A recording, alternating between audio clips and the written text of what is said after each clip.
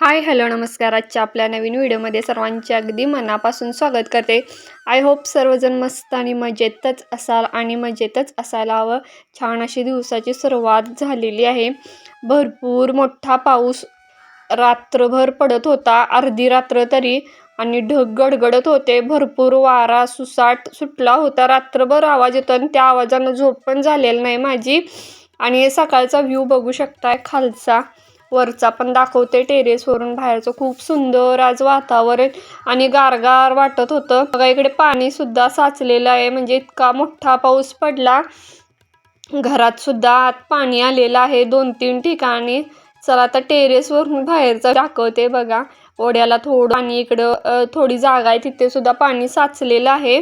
आणि वरून छान असं दिसत होतं.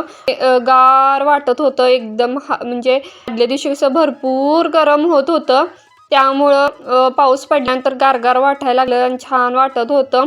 सगळा कंटाळा आणि फ्रेश झाल्यासारखं वाटत होतं. कंटाळा पूर्ण निघून गेलेला होता. आणि बघा, आणि रात्रभर पण लाईट नाही, सकाळी पण लाईट नव्हती. मी तर गार पाण्याचीच केली. मुलांना तेवढं गरम करून दिलं आणि मिस्टरांना. आणि हे सोलर बसवलंय बघा. तर इथे काय झालं, इथे आमची ती सॅटेलाईटची छत्री होती, ती इकडं हलवून बसवल्या. तिथे सिग्नलच मिळेना. त्या सोलरमुळं अजून देखील मिळालेलं नाही. तर बघूया कुठं हलवून ती सॅटेलाईटची छत्री ठेवायची आहे ती.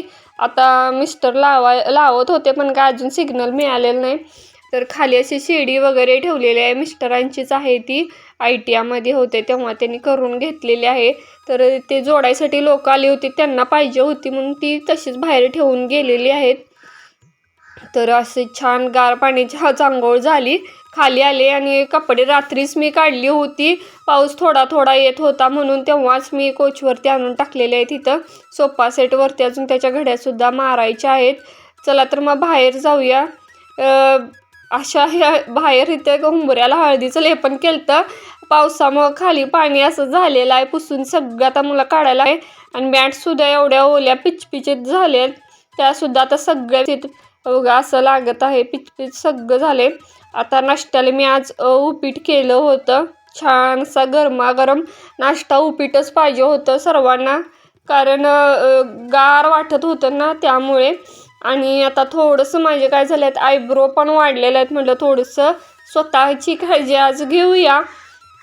ह्याच्यासाठी हा जो काय रेग्युलर दोरा आहे माझा, मशीनवर मी ब्लाऊज ड्रेस शिवते, तोच मी दोरा घेतलेला आहे. जेवढं शक्य आहे तेवढं काढेन, नाही तर मग नाहीच निघालं तर मग पार्लरमध्ये मला जावंच लागणार आहे.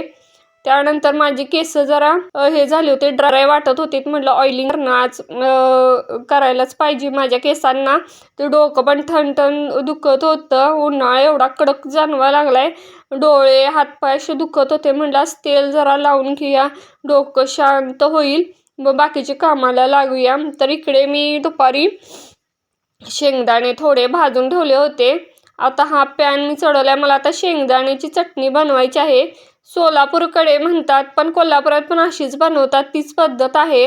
तर पॅनमध्ये थोडेसे जिरे टाकलेत, 1 चमचाभर, आणि लसणाचा 1 गड्डा. पाकळे मी सोलून घेतल्या होत्या अगोदर, आणि शेंगदाणे भाजलेच होते अगोदर, पण थोडंसं मी ह्यामध्ये सुद्धा हलकंसं भाजून घेतलेलं आहे.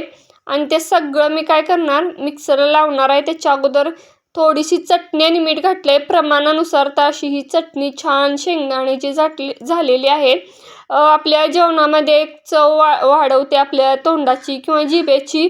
आणि सोबत काहीतरी चटणी लोणचं असलं तर छान जेवण पण भरपूर जातं.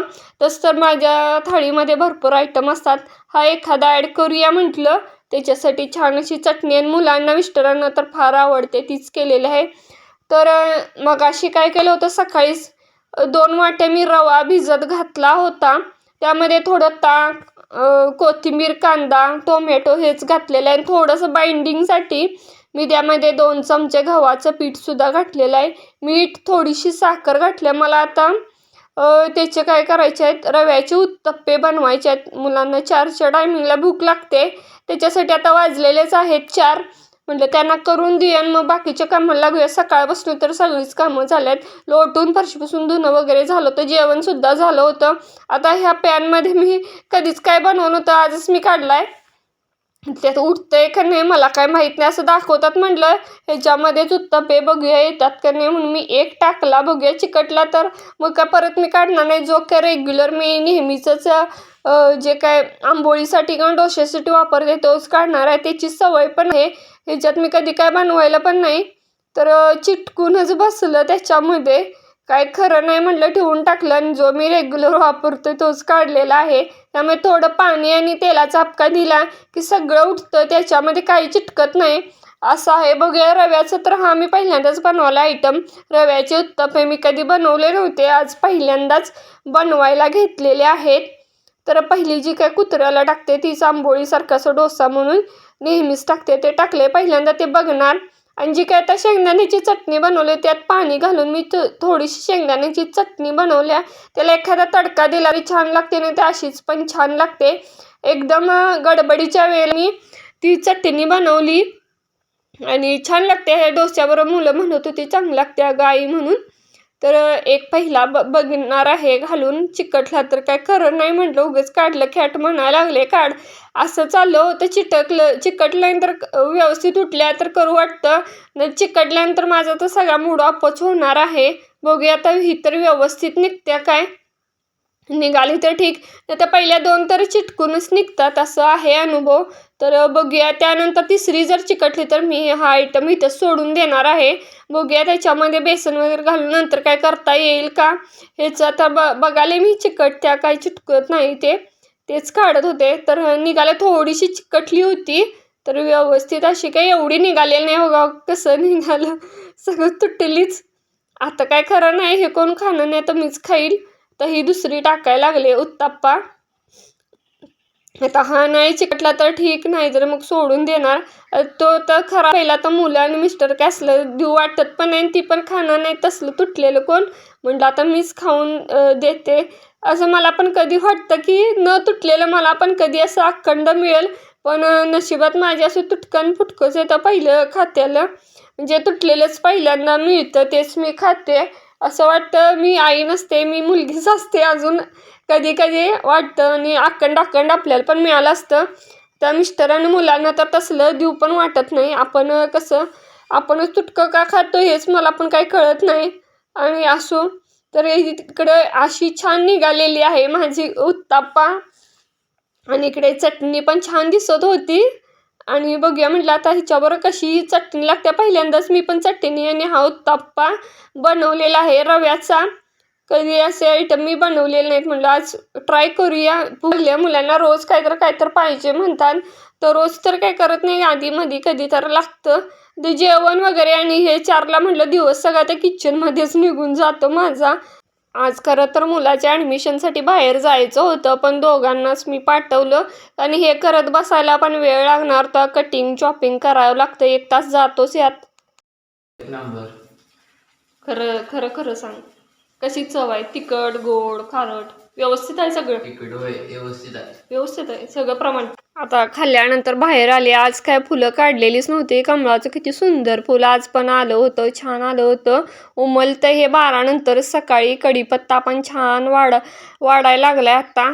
झाड मोठं होईल आता ते. आणि नेहमीची चाफ्याची तर खूप सुंदर दिसतात दारामध्ये. हे झाड मी रोज बघते, बारमाही फुलं येतात की काय मला माहीत नाही. पहिल्यांदाच मी चाफ्याची फुलं आमच्या दारात जेव्हा लावले तेव्हाच बघितलं. कर्दळीचं सुद्धा पिवळ्या रंगाचं फूल आलं होतं. इकडे जास्वंदाचं आबोली रंगाचं खूप सुंदर आत्ता कलर ॲक्च्युली दिसतोय, सकाळचा वेगळा दिसतोय. आणि हा पिंकमध्ये आहे, फेंट पिंकमध्ये जास्वंदाचा. आणि ही शेवंताची फुलं पण छान उमललेली आहेत. तिकडे जी काय जास्वंदाची सिंगल जास्वंदमध्ये पिंकमध्ये आहे कलर, ह्यामध्ये बघा छान दिसतोय. हा पण झाडाची जेवढी रोपं मिळतील तेवढी सगळी हाणून आमच्या घरामध्ये लावगुऱ्या पण भरपूर आणतात. ॲक्च्युली सकाळी परीक्षा असल्यामुळे काढलेल्या नाहीत. सोनचाफ्याची बघा येल्लो दिसतात, ती सोनचाफ्याच्या घमघमाट सुटलेला आहे, इथं थांबतात. इतकं छान वास येत होता. आणि ही रेग्युलरची आणि गुलाबाचं तर किती सुंदर क्यूट दिसायला फुलं, ही छोटी छोटीशी. आणि ही गुलाबी रंगाची होती आणि ही पण फेंट पिंकमध्ये हा गुलाब आलेला आहे.